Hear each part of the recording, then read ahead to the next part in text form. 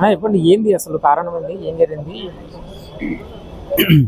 గత 4 రోజుల క్రిందట ఇదే స్కూల్లో ఒక విద్యార్థి చనిపోవడం జరిగింది.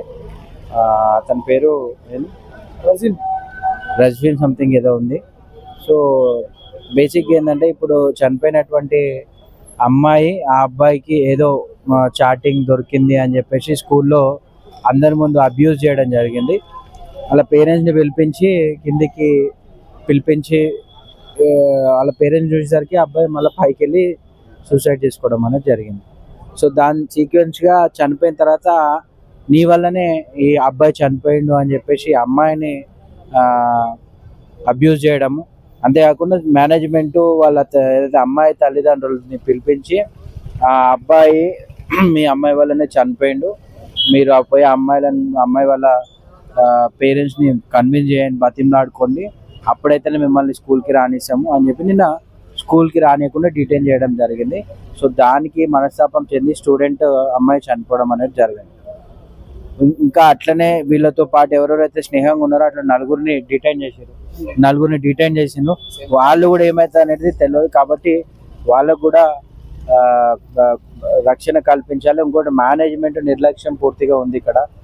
ఈ సేఫ్టీ మెజర్స్ ఏం లేవు. పైన వస్తే పోలీస్ పరిధిలో ఉన్నటువంటి కోర్టు పరిధిలో ఉన్నటువంటి కేసుని పోలీసులు వాళ్ళు ఎవరి వల్ల జరిగింది ఏం జరిగింది అనేది పోలీసులు నిర్ణయిస్తారు, లేదా న్యాయ వ్యవస్థ నిర్ణయిస్తుంది. వీళ్ళే న్యాయ నిర్ణేతలుగా భావించి వాళ్ళ తల్లిదండ్రులని వాళ్ళ దగ్గరికి వెళ్ళి క్షమాపణలు చెప్పండి అనడం, ఇవన్నీ కూడా మేనేజ్మెంట్ చేసినటువంటి తప్పు. మేనేజ్మెంట్ ఒకరు చనిపోయిన తర్వాత ఇంకొకరిని కాపాడుకోవాల్సిన బాధ్యత తల్లిదండ్రులతో పాటు మేనేజ్మెంట్ కూడా ఉంటుంది. కానీ మేనేజ్మెంటే అమ్మాయిని ఏలెత్తి చూపెట్టడం వల్ల ఆమె మనస్తాపానికి గురై చనిపోవడం అనేది జరిగింది. ఒకటే తరగతికి చెందిన ఇద్దరిని మందలించే నేపథ్యంలోనే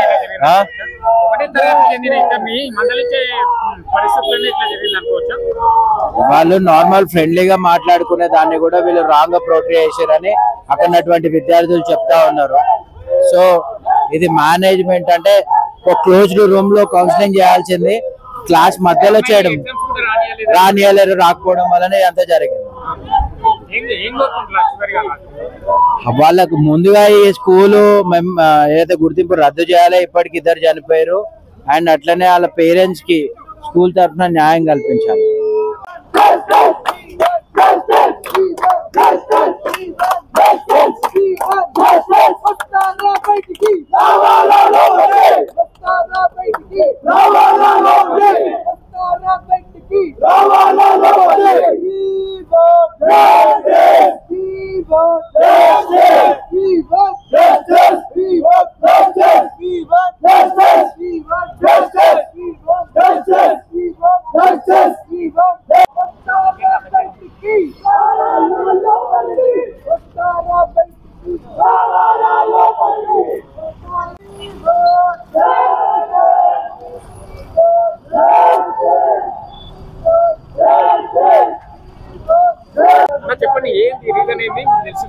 అంటే లాస్ట్ శనివారం ఏదైతే స్కూల్లో మేనేజ్మెంట్ సోషల్ టీచర్ కానీ ప్రిన్సిపల్ మేడం కానీ అబ్బాయి ఏదో చాటింగ్ చేసిండు, ఏదో జరిగిందని చెప్పి కింద తీసుకొని జరిగింది ఆఫీస్ తీసుకొచ్చి ఇన్సల్ట్ చేసిండు అబ్బాయిని. వాళ్ళ మదర్ కూడా వచ్చింది. వాళ్ళ మదర్ ముందే మీరు ఒక అమ్మాయితో చాటింగ్ చేస్తారని చెప్పడం జరుగుతుందో అబ్బాయి ఇన్సల్ట్ బాగా ఫీల్ అయిపోయి అందరం పరుగు అని చెప్పి పైకి దుంకడం జరిగింది.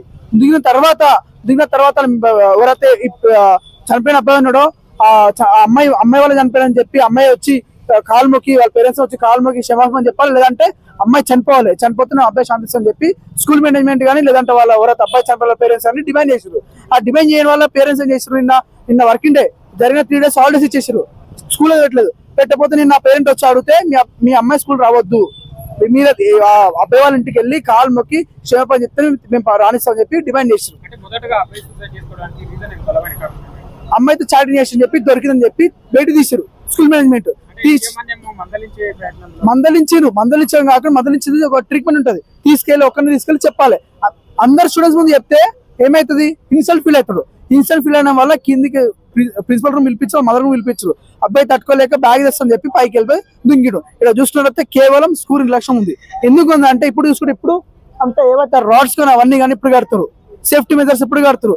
ఆ టెర్రస్ పైన వెళ్తే టెర్రస్ పైన గేట్లు ఉండాలి, గేట్ల తాళాలు ఉండాలి, ఆడ గేట్లు ఉండే పైన ఆ గేట్లు వేయడం వల్ల అబ్బాయి పైకి దుంకిండు. సీసీ కెమెరా ఉండాలి, అది వెంటనే చెక్ చేస్తూ ఉండాలి మేనేజ్మెంట్. ఎవరొకరు చెక్ చేయకుండా టెర్రస్ పైన ఒక గేటు లేదు, గేట్ లేకపోతే ఎవరు చూడముందుకే అబ్బాయి పైకి వెళ్ళి దుంగిన తర్వాత కేవలం ఆ స్కూల్ నిర్లక్ష్యం వల్లనే జరగడం వల్ల ఆ పాయింట్ ఆఫ్ చేసి మా అబ్బాయి చనిపోయిన కారణం మీ అమ్మాయి అని చెప్పి పాయింట్ ఆఫ్ చేయడం వల్ల ప్రతి ఒక్కరు చేయడం వల్ల అమ్మాయి తట్టుకోలేక అమ్మాయి కూడా అమ్మాయి ఎగ్జామ్ రాసే పరిస్థితి ఉంటే కూడా రానివ్వలేదు, మేనేజ్మెంట్ రానివ్వలేదు, వాళ్ళ పేరెంట్స్ వచ్చి కూడా కాళ్ళ ఇళ్ళ పడితే కూడా రానియలేదు అని కూడా మాట్లాడారు. వాళ్ళు క్లియర్ కూడా చెప్తారు, మీరు ఫస్ట్ వాళ్ళ ఇంటికి వెళ్ళి కాలు మొక్కండి, కాలు మొక్కలతో మీరు ఏది ఉన్నా ఆడుకోండి, అప్పుడు అయితే నేను రాని అని చెప్పి మేనేజ్మెంట్ చెప్పింది. నిన్న రాలేదు, ఎగ్జామ్ పెట్టలేదు, స్కూల్లో రానిలేదు.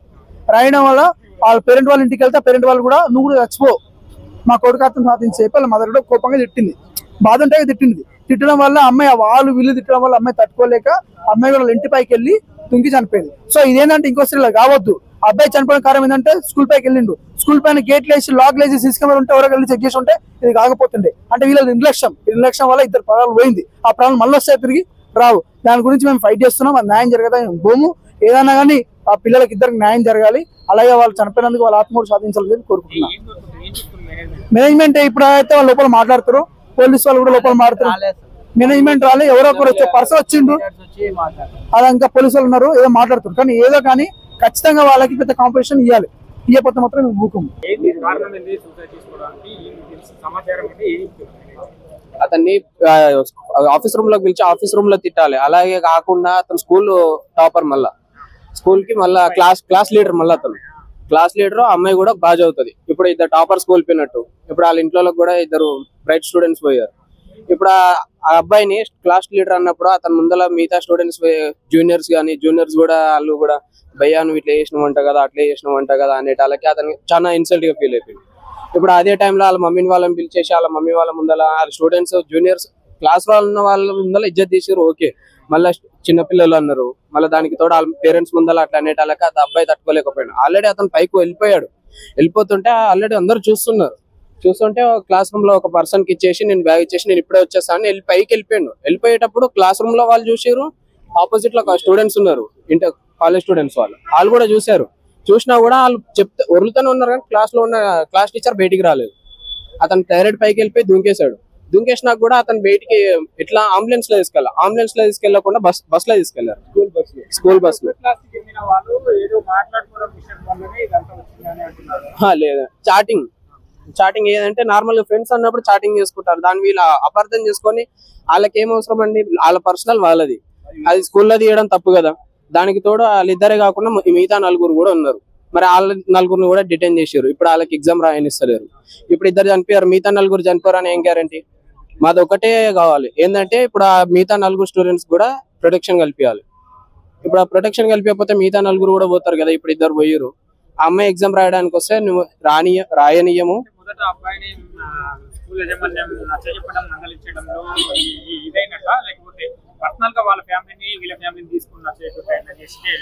ఫస్ట్ లా 2కి చెప్పారు, తర్వాత పేరెంట్స్ ని పిలిచి 2 కౌన్సిలింగ్ వీకారు.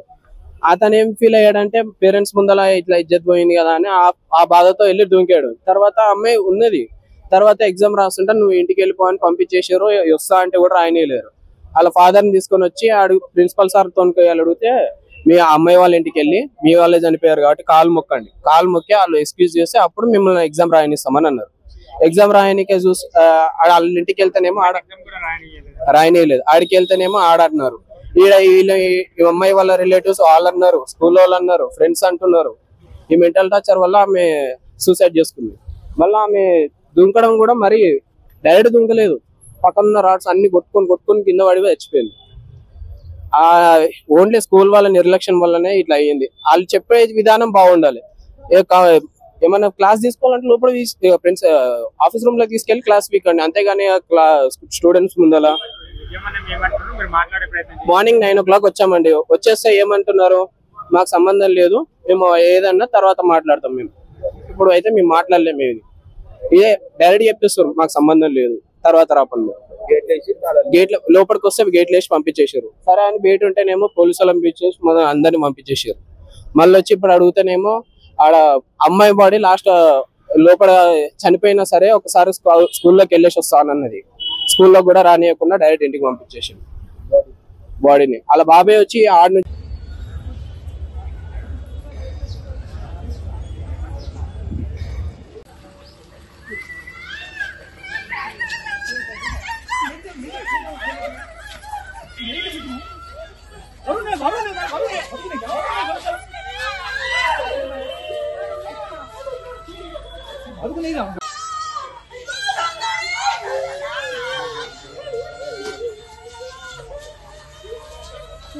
మిగతా మొత్తానికి అసలు